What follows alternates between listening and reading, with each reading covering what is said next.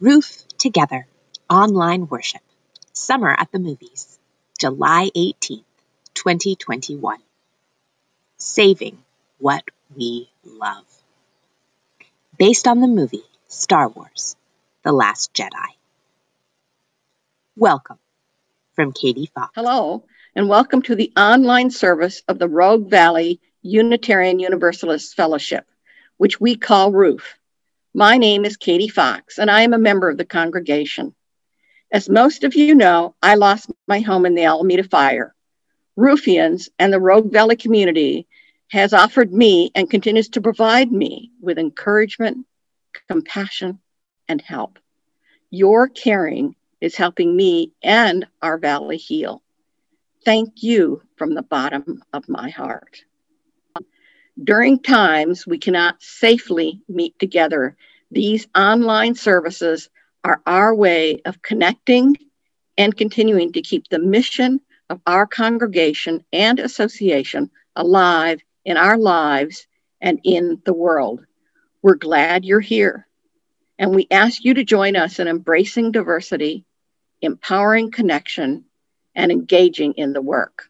Each week when we gather, we acknowledge that the land on which we live is the traditional home of the Cow Creek Umpqua, Takelma, Shasta, and the Nakawa people. We remind ourselves that Indigenous people are a part of our communities and continue to experience the effects of colonization and conquest. We are also committed to fighting for the worth and dignity of Indigenous people in our community and around the world. We also commit ourselves to work for a world in which the lives, work, bodies, dreams, and leadership of Black people are honored and respected. We remind ourselves each week that we must put our words and our principles into action every day for justice and the common good. Welcome, and thank you again for being with us. Our opening words are by Tori Jameson with Earl Rogers, Kevin Mann, and Sin Burnett, read by Reverend Kristin Grassel Schmidt and Reverend Christian Schmidt. May the Force be with you. And also with you. Lift up your lightsabers. We lift them up to the rebellion. We cast away the spirit of Jar Jar, bringer of mindless chatter and unnecessary anecdotes. We call forth the spirit of Obi-Wan Kenobi, patient teacher and speaker of riddles. Come, spirit of Obi-Wan Kenobi, come. We call forth the spirit of Yoda, ancient teacher of wisdom. Come, spirit of Yoda, come. We call forth the spirit of Padme, strong and fierce leader of nations and mother. Come, spirit of Padme, come.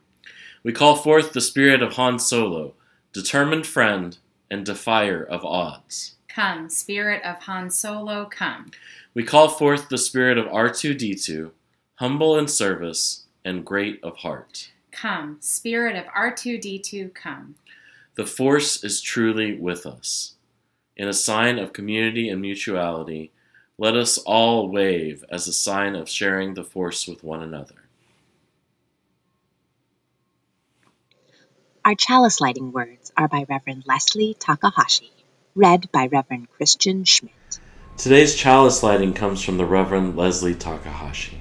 She writes, "All that we have ever loved and all that we have ever been stands with us on the brink of all that we aspire to create.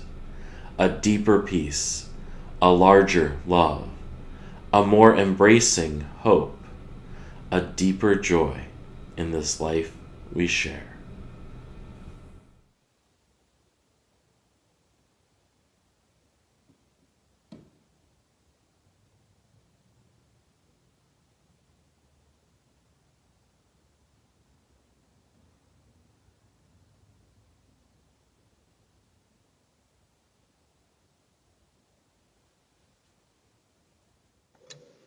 Let Us Sing, Building a New Way by Martha Sandifer, arranged by Jim Scott, performed by the UU Church of Silver Springs Choir, featuring Phyllis Stanley on piano, Michael Holmes, director, and Miyako Villanueva, ASL interpretation.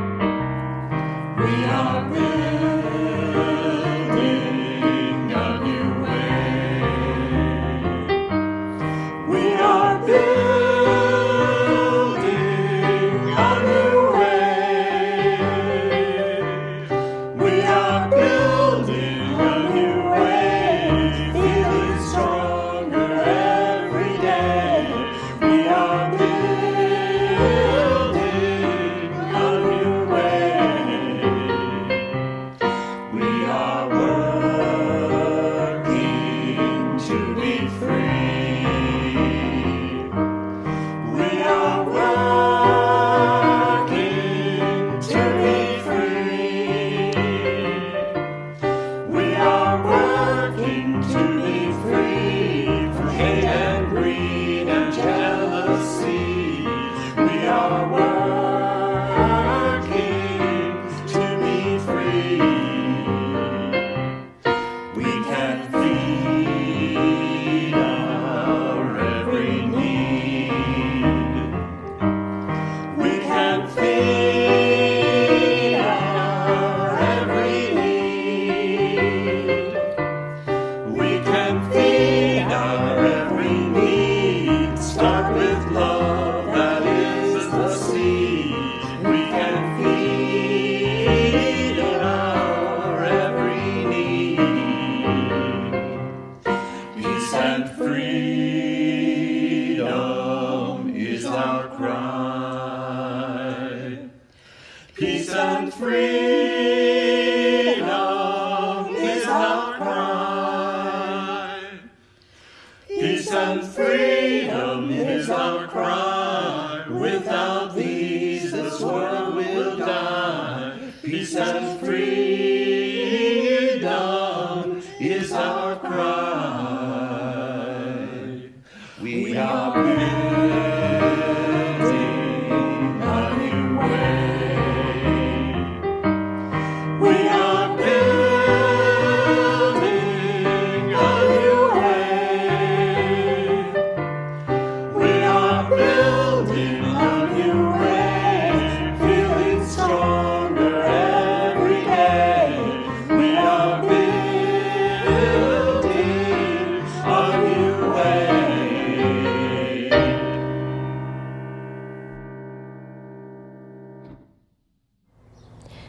Today's Peace Candle words come from Jedi Master Yoda, read by Alison Duren Sutherland. Yoda, the Jedi Master, reminds us, wars not make one great.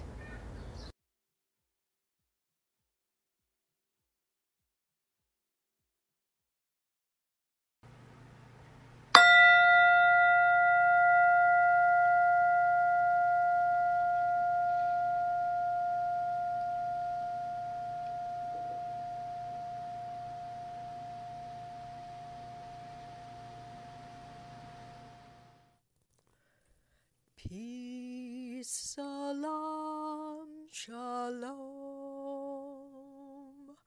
Peace, salam, shalom. Peace, salam, shalom. Peace, salam, shalom. Our story this morning is Luke Skywalker and the Deep Truth, adapted by Reverend Kristin Grassel Schmidt, narrated by Jamie Jorgensen, art and animation by Lucy Jorgensen. Luke Skywalker and the Deep Truth. Luke Skywalker grew up on a farm in the middle of nowhere, raised by his aunt and uncle. He always thought he was a pretty ordinary kid, but with the help of his friends, Princess Leia and Han Solo, he became a powerful Jedi Master who went on to fight the evil Empire. Later he taught a powerful boy named Ben Solo who made a different choice about what to do with his power. Ben used that power for the dark side, and Luke was devastated.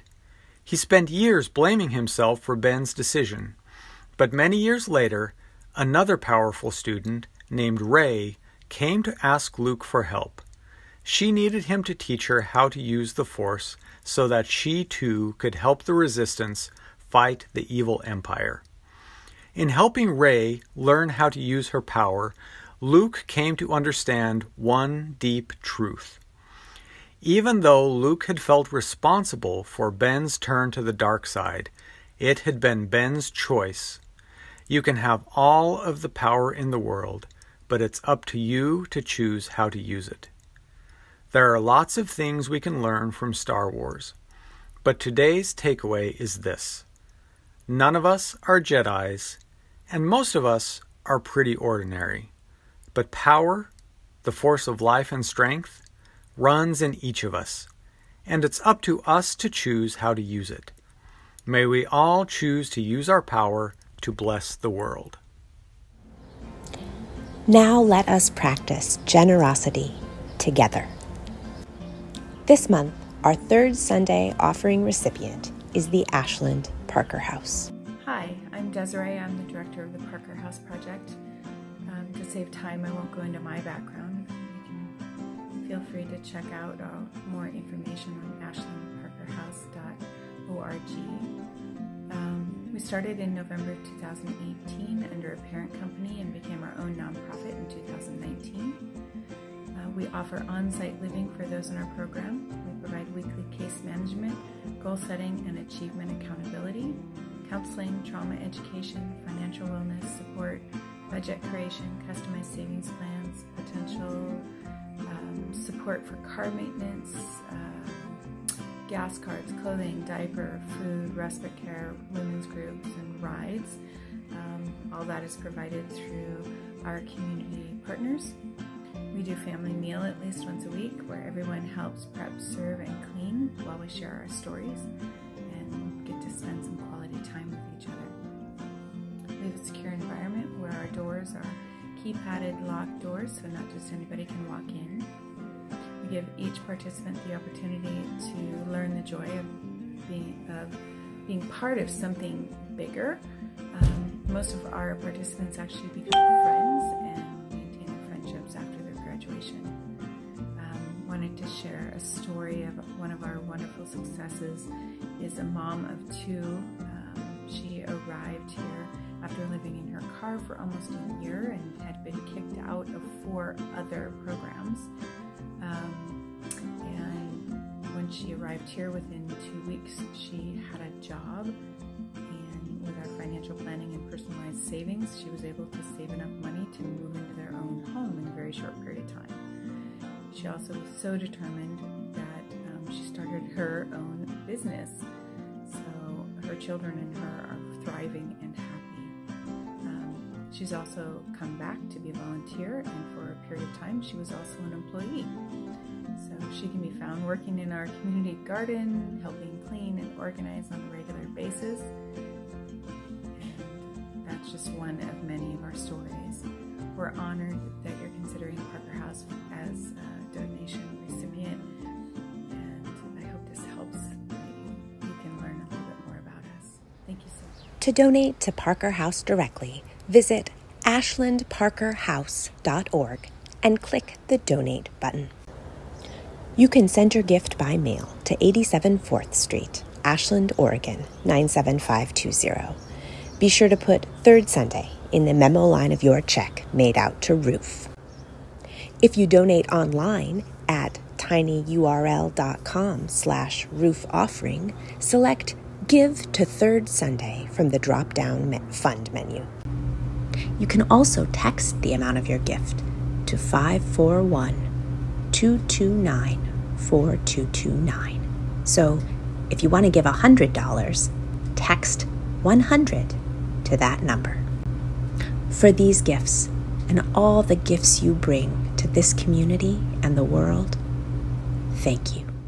Our reading this morning is by Reinhold Niebuhr, read by Reverend Kristin Schmidt. A reading by Reinhold Niebuhr. He writes, "Nothing worth doing is completed in our lifetime. Therefore, we are saved by hope.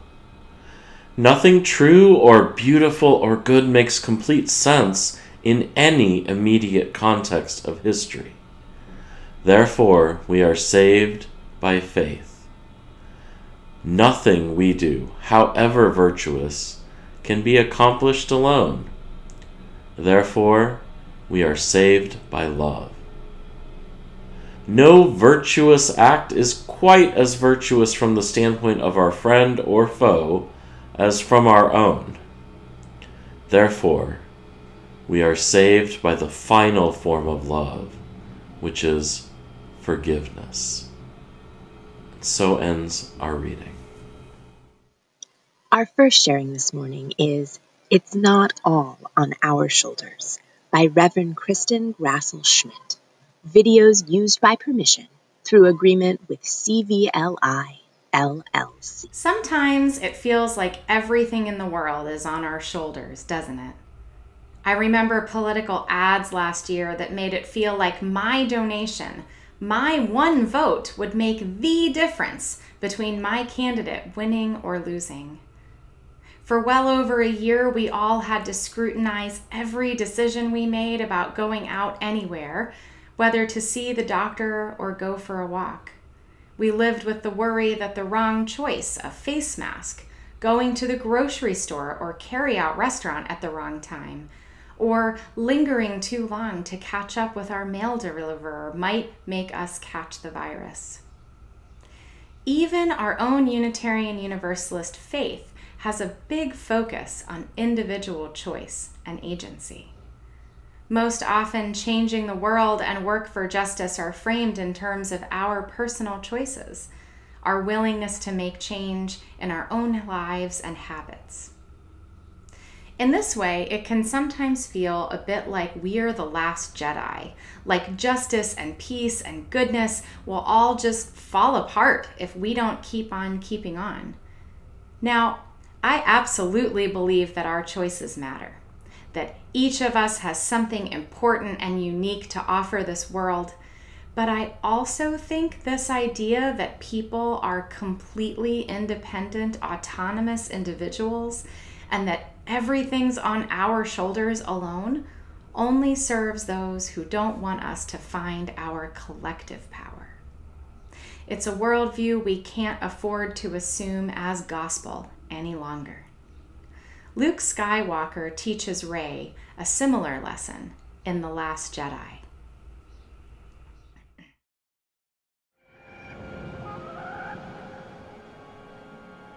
Master Skywalker, we need you to bring the Jedi back because Kylo Ren is strong with the dark side of the Force. Without the Jedi, we won't stand a chance against him. What do you know about the Force? It's a power that Jedi have that lets them control people and make things float. Impressive. Every word in that sentence was wrong. Lesson 1. Sit here, legs crossed.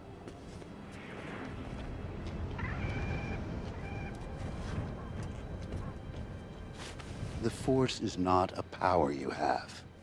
It's not about lifting rocks. It's the energy between all things, a tension, a balance that binds the universe together. Okay. But what is it? Close your eyes. Breathe. Just breathe. Reach out with your feelings.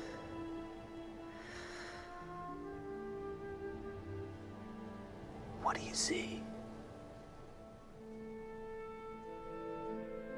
The island. Life.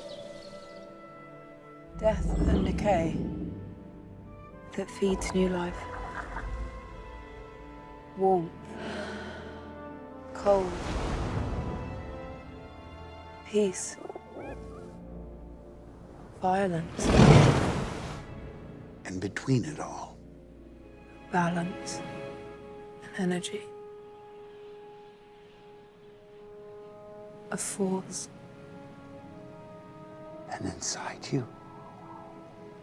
Inside me. That same force. And this is the lesson. That force does not belong to the Jedi. To say that if the Jedi die, the light dies is vanity. Can you feel that? Sometimes it might feel like the evil empire is winning and the resistance is losing strongholds. All sorts of things in our world are changing right now.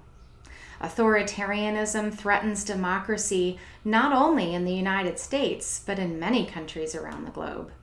Powerful institutions that have been around for a long time and fought against injustices of many kinds are fading in their influence. News and journalism is in the midst of changing forms once again. But just as the news is bigger than newspaper or magazines or blogs, just as democracy is bigger than any one government, no institution or political party or church or other organization owns the power that lifts up those whom the world brings low, the power that fills the hungry with good things and topples the mighty from their thrones.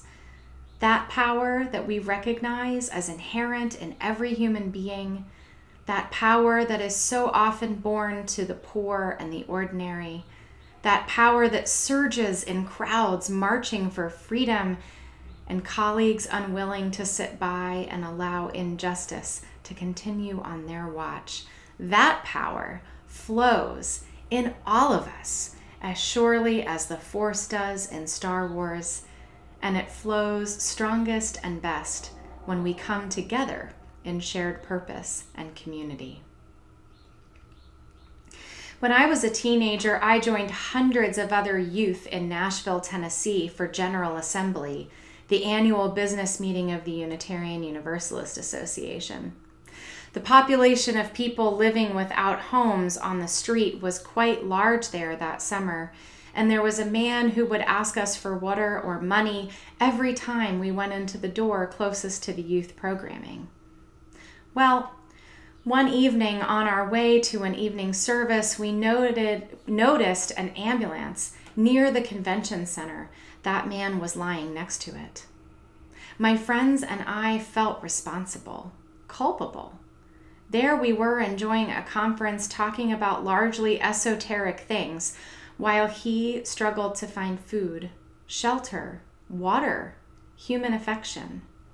It was a time in my life I felt keenly aware of how great the need is and how limited my power is as an individual to meet that need. Now, my friends and I went on to collect spare change from other youth at GA that year. We had a pretty fun trip to a Kroger grocery store to buy non-perishable foodstuffs, and we donated them to a local Baptist food mission. The newspaper even wrote an article about it. And it was that experience that helped me understand in a deep way the importance not only of my own power, my own choices, my own agency, but of organizing our power so that our efforts have a deeper impact. Remember, friends, none of us is the last Jedi, and even if we were, the Jedi don't have a monopoly on the Force. The same power that has lifted us each up in our worst moments, the same power that has brought peace to flower from the strong roots of justice, the same power flows through you and through me and through every other person. May we honor it by organizing our power, sharing our abundance, and remembering that while our choices matter, the work for justice is not all on our shoulders. Our final sharing is Saving What We Love by Reverend Kristin Schmidt. Videos used by permission through agreement with CVLI, LLC. I've often heard it said that we are more powerful together than we are apart. But that means we have to be willing to first come together. It can be hard to pick one focus, one issue, one community partner with whom to go all in. But imagine what you could change in your town or city if your congregation did just that. Instead of focusing on 10 or 15 different things every year, what if we chose one as a congregation? What if we chose one as an entire Unitarian Universalist association? Doesn't mean we have to abandon the issues or battles we think are most important, but it might mean that in our congregations and other communities, we have to learn to center work that's different from the issues or strategies we might most prefer. It might mean letting go of our need to wordsmith the language, to control the narrative, to be the ones making the calls. It might mean being willing to move where the force, the spirit, the justice energy is calling us to go, instead of where we might want to go.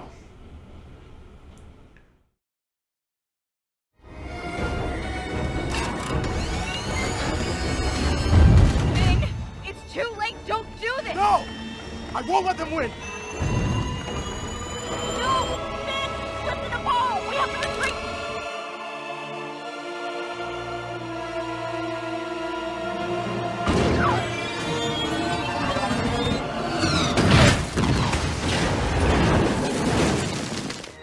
I saved you. Tell me. That's how we're gonna win. Not fighting what we hate. Saving what we love. As Rose puts it, that's how we're going to win. Not fighting what we hate, saving what we love. Now, our faith has long been about deconstruction. Deconstructing theology, deconstructing ideologies of oppression. And deconstruction is really important. It's one of Fowler's stages of faith development, after all. We all go through that, tearing apart the things that we've been taught and seeing if they really even make sense. But it's not the end-all, be-all. It's not the goal. We can't just tear down everything that isn't working or is harmful. We also have to be about constructing a positive faith for ourselves, about building a just world for all. As we see in Star Wars, destroying the Empire wasn't enough. Without a working government and society, the door was open for the First Order to rise. And Rose is right. Destroying the First Order won't be enough either. It certainly won't be enough for Finn to sacrifice himself just to destroy one weapon, however powerful. In our own world, we see this too. Even anti-racism, as important and powerful as it is not the end goal. It's a piece of the journey.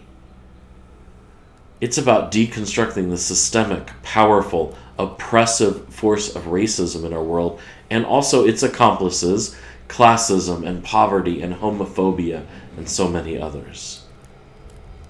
But that work has to be paired with a positive vision for the world of which we dream.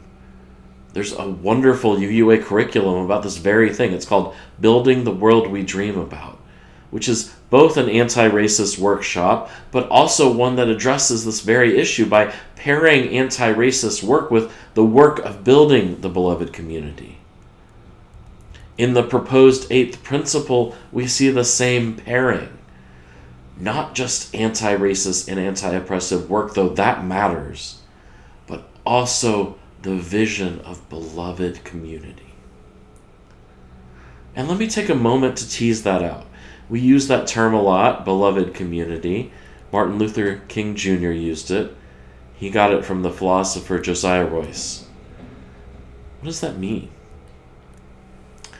Well, if I can try to sum it up in a few sentences, it means something like a vision of people living and being together in peace with the presence of justice. It means an end to oppressions of all forms. It means the flourishing of each human life and all of our lives together. And I'm not sure that any of us living in a world as broken as this one is right now can fully grasp what that would even look like. But the good news is we don't have to. We can get closer to it each and every day through our own and our collective actions. As a parent, I have to remind myself sometimes of this, that it's not enough to stop a bad behavior, Not enough to tell a child to cut it out. Though sometimes, of course, that's all we have the time and energy for. We have to pair that with showing our children a positive vision of who they can be, what they can do, what hopes and dreams we have for them, what hopes and dreams of their own they can nurture. Life isn't about avoiding the bad stuff, it's about making sure we save and create the good stuff too. So don't just tell me what you're doing to oppose racism, tell me too what you're doing to promote your vision of beloved community. Don't just tell me what you're fighting. Tell me about what you love and how you're working to save that.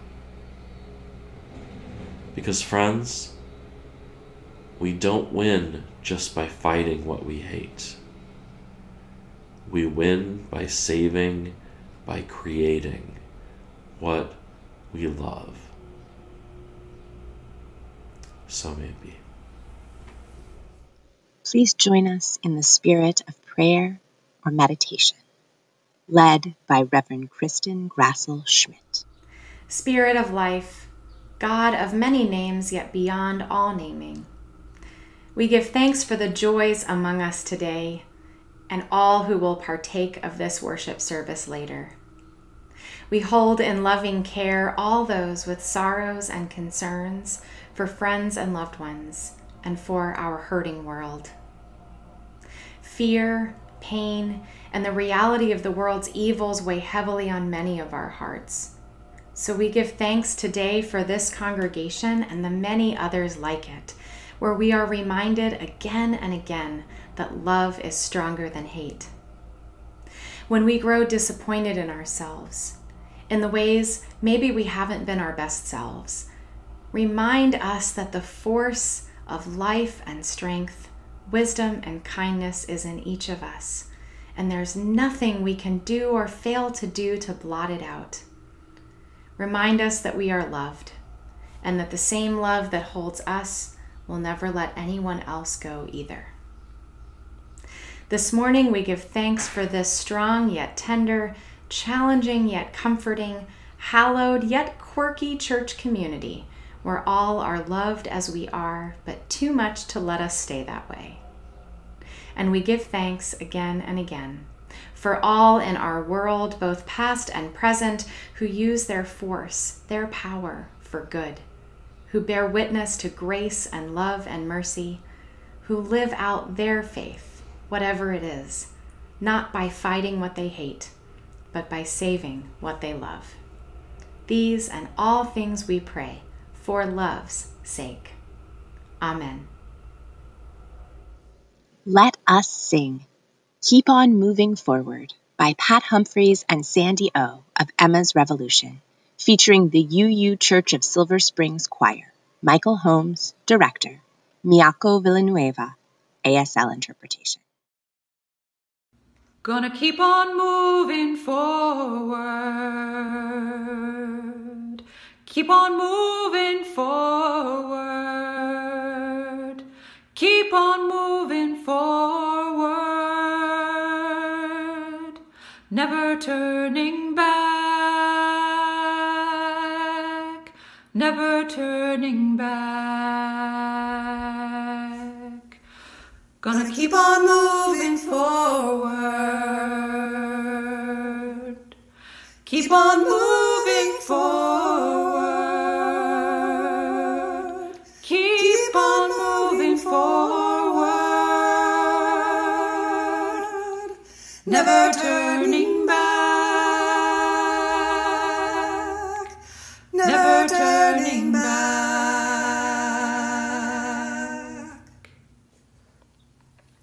Gonna keep on moving forward. Keep on moving forward. Keep on moving forward.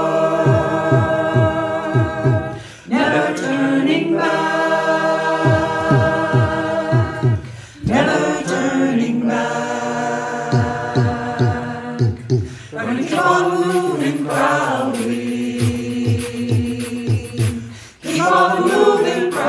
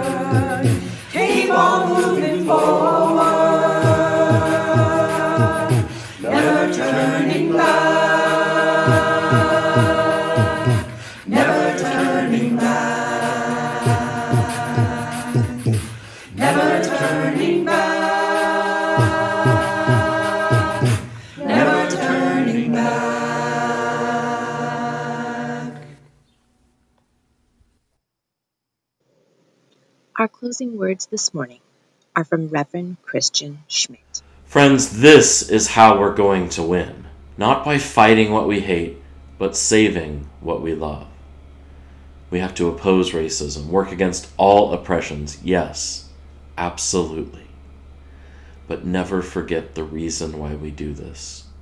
To save, to nurture, to create the world of which we dream. Our mission is to go and love the hell out of the world. And so our worship is ended, and our service begins. Let us extinguish our chalice with these words by Debra Burrell, read by Reverend Kristin Grassel Schmidt. We have basked in the warmth and beauty of this flame and this community. As the chalice flame is extinguished, let us carry its glow within. Let us kindle new sparks within these walls and beyond.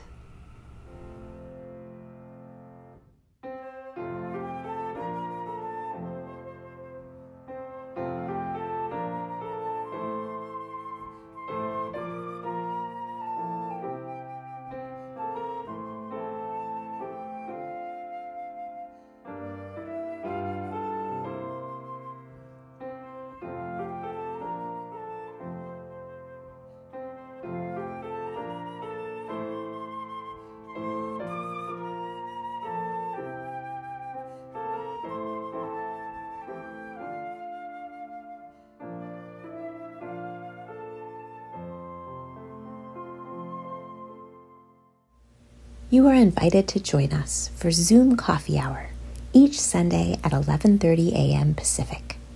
Sign up for our mailing list at roof.org to get details each week on how to join our Zoom room.